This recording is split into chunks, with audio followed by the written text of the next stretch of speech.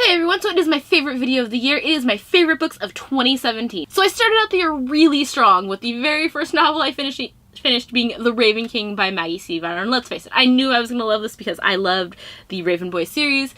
There's like a bewitching element about this book series that just draws you in. Like, you know that Gansey and Blue are going to kiss, and you hope that they find a way to break the curse, but you don't think they do, because that's just nothing ever kind of goes their way in this. But at the end, it's just perfect. And I'm content with this book having more books or just ending there. It was so perfect. Just so good. I don't want to talk about anything else because everything else is spoilers if you haven't read that. Literally, the kiss is the only thing that you know prior to going into the first book. The next book is The Wrath of the Dawn by Renee Ahdieh. This was the book that I randomly picked up from Barnes & Noble. Was not going to get because I did not like the synopsis of it. Thought it was the dumbest thing ever. But it was just, like, I couldn't find anything else that day, so I'm like, you know what? I wanted this year to read more authors of color, and this one, it just was so good. It blew my mind kind of how much I liked this book, because I went in with, like, the lowest expectation of all time. Maybe that's what I needed to really enjoy books, just not expect anything from them. Then without a doubt, hands down, the next two books for series is the best book I read. I'm hands down. That is Illuminae and Gemina by Amy Kaufman and Jay Kristoff.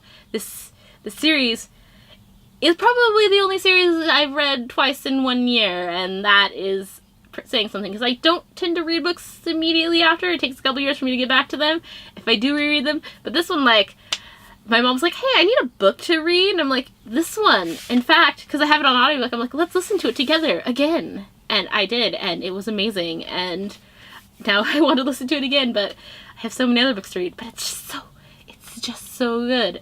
But even having listened to it a second time, I still don't want to, like, have to end my listening. I just want continuous listening, which is bad because they're like 14-hour books. That's just an entire day right there. Putting them both together, I'm not gonna get any sleep for an entire day. They were just so amazing. The next two books are another series, and that is The Hidden Oracle and the Dark Prophecy of the Trials of Apollo series by Rick Riordan. I feel like every year a Rick Riordan book makes this list. I didn't actually put the Magnus Chase series on there because the Magnus Chase series just felt kind of okay to me. Like, this one, I am hands down a fan of Apollo / Lester Papadopoulos. I did not think I would ever be a fan of a God in a Percy Jackson book or series, universe book. But I am a fan of Apollo as Lester Papadopoulos. Like, it is the greatest, most hilarious thing ever, and it just makes me smile thinking about all of the crap he has to go through and how he has to deal with it as a mortal. It just makes me so happy. Then we go on to number 5, and that is the Fallen Kingdom series by Morgan Rhodes. Fallen Kingdoms, Rebel Spring, Gathering Darkness, Frozen Tides. I technically haven't finished Crystal Storm yet, but I'm almost done with it, so I'm not putting that one on there, but it'll probably be on there, but it would just be in the same group. You see where I'm going with this?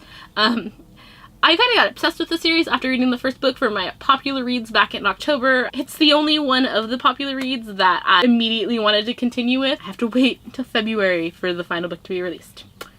Just makes me a little bit sad, but not as sad as having to wait even longer for Obsidio. Number 6 is a manga, and that is the Fairy Tail manga by Hiro Mashima. This is a manga series that has ended. I have been reading it for so long, and I'm just so sad it has ended.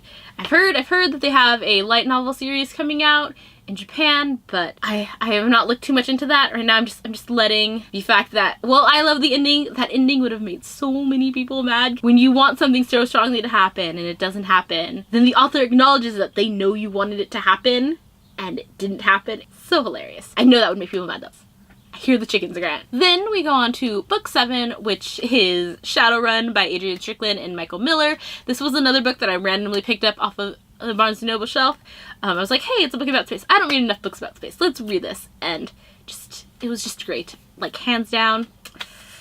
I realize I'm not talking about too much about these books actually are, so if you want me to do reviews of any of these books specifically, let me know in the comments and I will make a separate video specifically doing a review for them. But for now, I'm just gushing. Just gushing. But Shadowrun was definitely one of those books that took me by surprise. I didn't really care for it too much at first. It seemed like it was going the way of like a YA novel, and then it just was like just kidding, we're going light years in a different direction. You're like, oh, okay, I'm good with that. Then book 8 should come as no surprise. That is Crooked Kingdom by Leigh Bardugo. I picked up Six of Crows because I'm like, hey, this is a fantasy heist. I don't read too many stories about a fantasy heist. And I was about halfway through the book when I realized it's set in the Grishaverse because I have not read the Shadow and Bone series. I think it's Shadow and Bone? I think that's the series.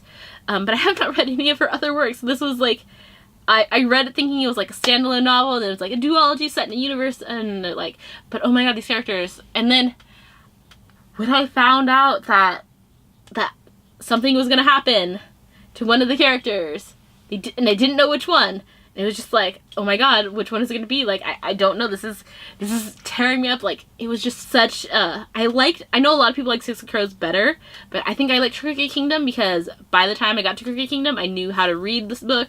I knew like what pace I needed to read it at, and it was just good. And I really want to read the series again, or maybe get the audiobook and listen to the full cast version of it. It's just so good. Still don't know if I'm gonna read the other books in the Grishaverse, but the Crooked Kingdom Six of Crows series, A+. That brings us to book 9, The Witches of the Glass Castle by Gabriella Lepore. This was one of the few books that I gave a 5-star this year. It was just a really quick, fun read about 2 teenagers who find out they are witches and are forced to go live in a school and then proceed to do everything possible against all the rules to get themselves in as much trouble as possible without actually attempting to do any of that.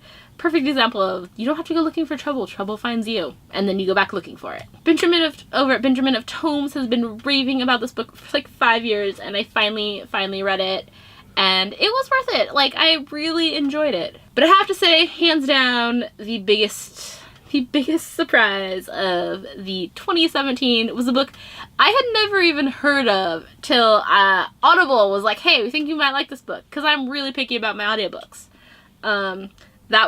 I literally got the book because of the voice actor, knowing nothing about the author or the book series. And that is Sufficiently Advanced Magic by Andrew Rowe and narrated by Nick Podell, who has done a couple other audiobooks that I've listened to.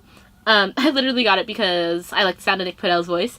And I knew nothing about the book other than the title was called Sufficiently Advanced Magic. I'm like, listened to it, I'm like, hey, this sounds good. It sounds like something I listened to. Downloaded it, and it was like, this book is amazing. It is hilarious. It's definitely a fantasy novel for people who are used to reading fantasy novels, though.